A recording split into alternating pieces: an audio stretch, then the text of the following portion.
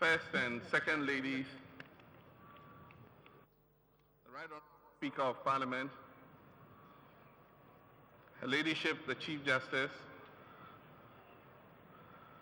our former President, Flight Lieutenant Jerry John Rawlings,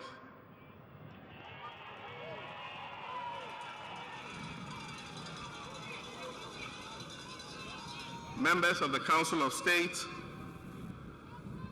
Ministers of State,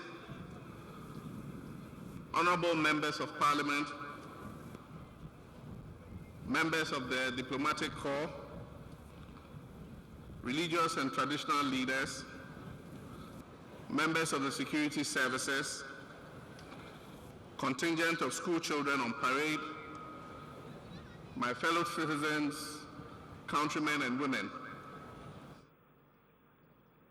Today we celebrate the vision, perseverance, and legacy of a generation of heroic Ghanaians. Today we honor the leadership of the founder of our nation, Osagyefo Dr. Kwame Nkrumah. A leadership that was both committed and visionary, and one that extended beyond words and into action. And even today, as we celebrate, significant parts of our national infrastructure that we still enjoy as a result of the vision of the founder of our nation, Osagyefo Dr. Kwame Nkrumah. Yet, the liberation of an entire nation or continent cannot rest solely on the shoulders of a single individual. Even after a goal has been established by the designated leader or founder, it takes the dedication, focus, and the work of millions before movement and progress can take place.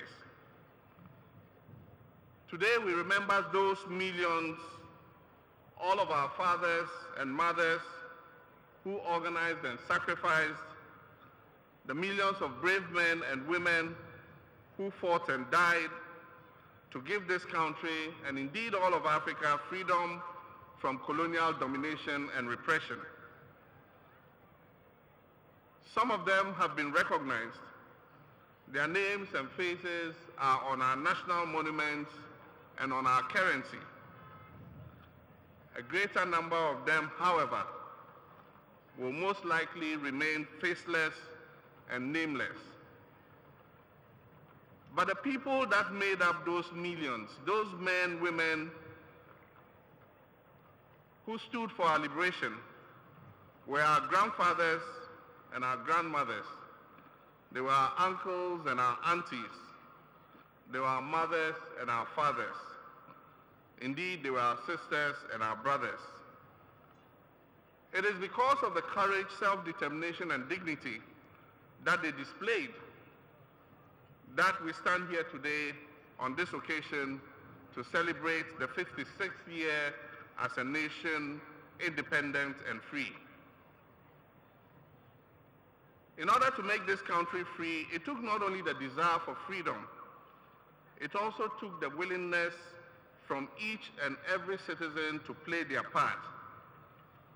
And we thank God for the lives of each and every individual who took a stand and made a difference in this country. We praise the ex-servicemen. We praise the miners. We praise the factory workers, the civil servants, the artisans, the market women, the farmers, and the students who dared to believe that a better world was not only possible, but that it was within reach and it was worth fighting for.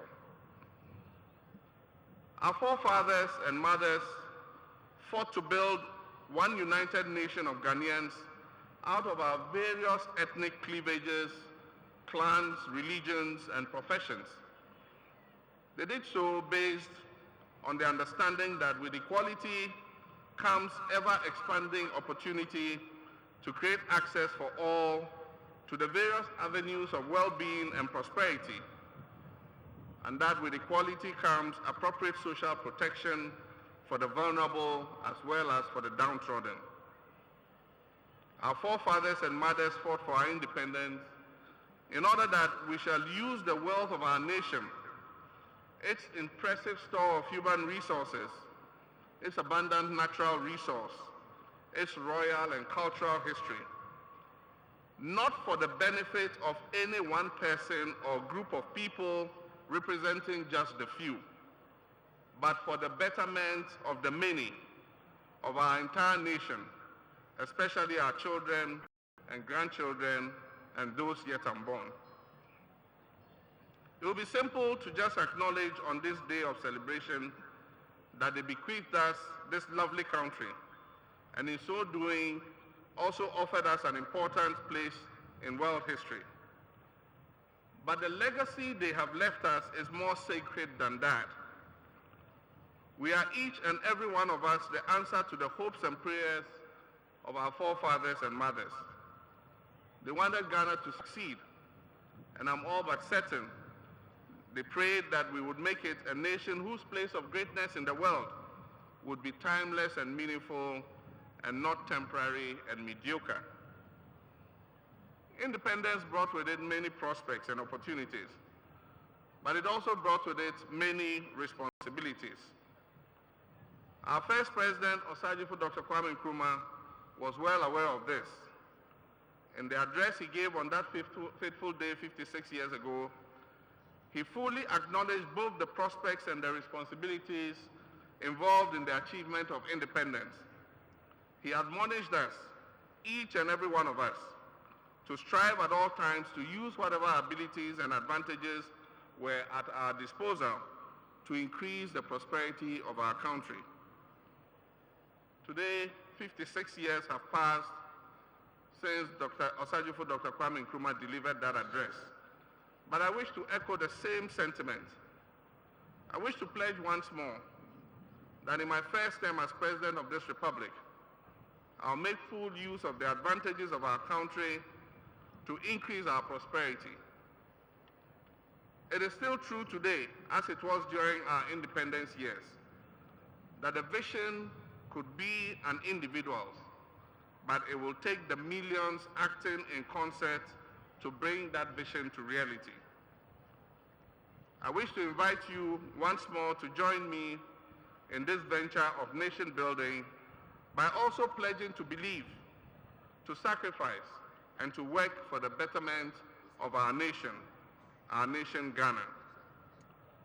Our independence was achieved through high levels of discipline, sacrifice, and selfless dedication. Our forefathers and mothers felt that political independence held the key to unlocking the challenges that were being imposed by ignorance, disease, illiteracy, and poverty. They held firmly the belief that these challenges were affecting the productive capacity of our citizenry and the socio-economic transformation of our society. And I dare say they were right. Currently in Ghana, we are confronted with many similar challenges. The war against poverty still rages on. This generation's war against ignorance, disease, and illiteracy are far from over. Though we have won the battle for political emancipation, we are still waging the battle for economic freedom. Our economy is burdened with a major energy and water crisis. I've already visited Abuadze, Bui, Daboase, Kong, and Weja to inspect and ascertain the progress of ongoing works aimed at increasing our electricity generation and our water supplies. I am working with the utility companies to ensure that these challenges are overcome in the shortest possible time. Fellow Ghanaians, while we await the complete resolution of these utility problems, I wish to make a personal and passionate appeal to you, my countrymen and women, to demonstrate a high individual responsibility by taking a stand against the abuse and misuse of water, electricity, and other public services. All those who abuse our utility supplies, either through unauthorized connections, through other misuse, create problems for everyone else. We appeal to your sense of patriotism, and we urge everyone to demonstrate a commitment to collective responsibility. We're working hard to bring this crisis to an end, and every bit of assistance will take us one step closer to that goal. All across Africa, and indeed the world, Ghana occupies a high place of respect and admiration among the Committee of Nations for its role in the liberation struggle. We also, for nearly 6 decades, regardless of the difficulties we have had within our own borders, have remained an example of resilience and progress. This is because Ghanaians have always wanted the best for our country. We all realize that by putting Ghana first and wanting the best for Ghana, we will ultimately also have the best for ourselves and our families. The reason Ghana is seen the world over as Africa's shining star is because while other nations had been engaged in ethnic warfare and endless battles for power between opposing political parties, tearing away at their people's morale and crumbling what little security was left in their societies, while those nations were investing themselves in the causes and concerns of individuals, groups, and factions, Ghana was busy building institutions to reinforce our national fabric, our democracy, and further the application of the rule of law. Let me say, Ghana has never cut off its own nose to spite its face. Ghanaians have always been able to see that tomorrow is not the only day the future holds for us. This is why we cannot go back to yesterday and tread on the ground that we have already covered. We cannot go back and fight we have already won. We cannot waste any more time and energy in petty political squabbles and insults and expect that our country will still somehow magically prosper. What we are doing when we devote our time, attention, and the media to these distractions is that we undermine the progress of our own nation, a nation that was built with the blood, tears, and sweat of our forefathers and mothers. Each and every one of us has a responsibility to make a meaningful and constructive contribution towards the growth and betterment of this nation. We owe that much to ourselves and to our children who will inherit this land, and we owe that much to all those who fought for us to have a place to claim as our own and call it Ghana. Governance is a shared responsibility. Government can and will provide the necessary social and economic infrastructure and incentives. But unless we take collective ownership of the challenge that faces us, unless we demonstrate a strong desire and unflinching commitment to be part of the solution, most of our efforts will come to nothing. We must work together as a team. We must remember that the words we speak matter. If we speak of success, we envision success, and we work towards realizing that vision, we will achieve it. If we speak and focus on failure, any inspiration to believe, to see, and to create has already been killed. We also must remember that our actions do matter. They matter in the short term, and they matter in the long term. Our actions come with repercussions. We cannot throw plastic waste in our drainage systems and expect not to be confronted with floods when it rains. We cannot continue to drive recklessly on our roads and hope that our society will be free of vehicular accidents. People cannot pay and collect bribes and hope that somehow public services will automatically improve. We cannot create markets for the purchase of stolen items and expect that crime in our society will cease by itself. I want to use this occasion to appeal to all Ghanaians to embrace the wind of change. Change does not come easily. change does not come overnight. There will always be those who want to maintain the status quo. Even if they do not like the world they live in, it is easier for them to complain than to make the effort to change it. And then there will always be those who want miraculous changes overnight. They want everything to be perfect by tomorrow.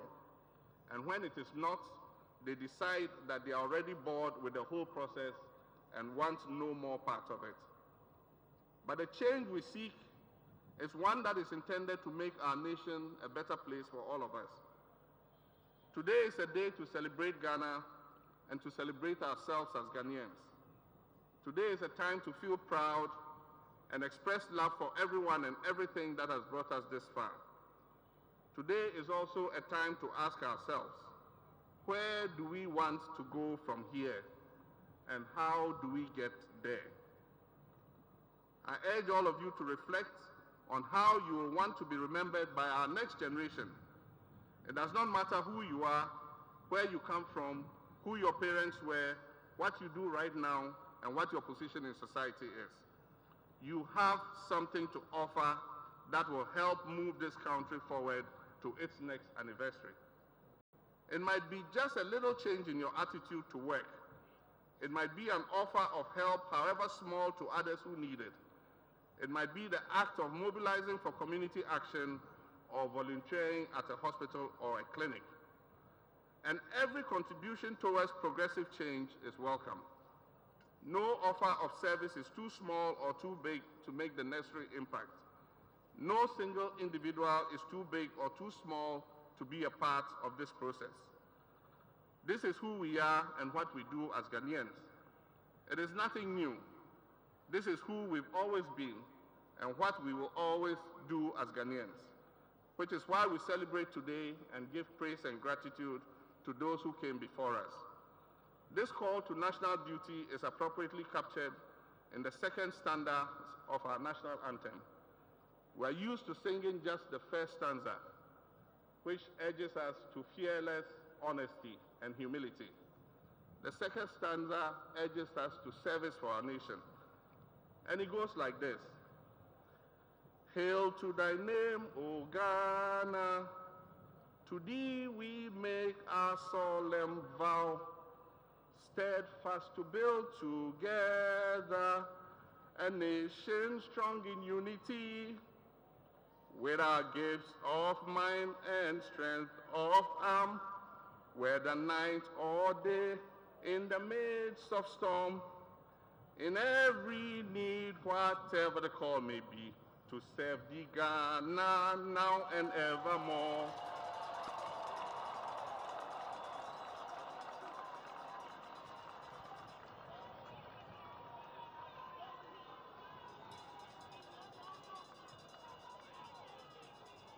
Very instructive words for today, that all of us must rise in service to our nation. And it makes appropriate the words of John F. Kennedy when he said, ask not what your nation can do for you, but what you can do for your nation. To our servicemen, school children, students, and youth who took part in this parade, I extend to you the appreciation of a grateful nation. Indeed, your turnout was impressive, and you have made us proud to be Ghanaian. I thank you all. I wish you the best of Almighty God's blessings on this special occasion, and I ask for His guidance through the future that is now here. His favor is upon us as a nation, and He will surely lead us to the land He has promised. I wish you all a happy Independence Day celebration, and may God richly bless Ghana. Thank you.